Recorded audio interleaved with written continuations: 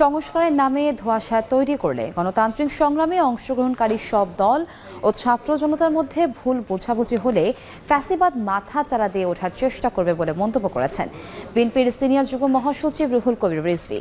দুপুরে নাটোর জেলা পরিষদ মিলনায়তনে জিয়া পরিষদের আয়োজনে স্বাধীনতা, সার্বভৌমত্ব, বহুদলীয় গণতন্ত্র এবং জিয়াউর রহমান শীর্ষক সেমিনারের প্রধান অতিথির বক্তব্যে কথা বলেন তিনি।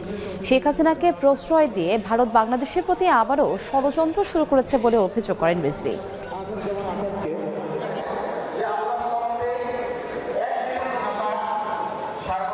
আমাদের মধ্যে যদি মিসআন্ডারস্ট্যান্ডিং বাড়ে, ভুল বোঝাবুঝি বাড়ে, তো ফ্যাসিবাদ তো মাথা তোলার চেষ্টা করবে। সেটা কি এই দেশ, এই জাতি, এদেশের গণতন্ত্র, এদেশের সার্বভৌমত্ব, এদেশের স্বাধীনতা, তার জন্য কি মঙ্গলজনক হবে? ওই যে মানুষটি যেটা পালিয়ে গেছে, যার পতন হয়েছে, যে বাংলাদেশে এক নতুন সংস্কৃতি চালু করেছিল, গুম, খুন, গুপ্ত হত্যা, শেখ হাসিনাকে তারা আশ্রয় দিয়ে, তারা প্রশ্রয় দিয়ে, তারা টিকিয়ে রেখে তারা চেয়েছে যে বাংলাদেশ থাকবে তাদের কব্জার মধ্যে।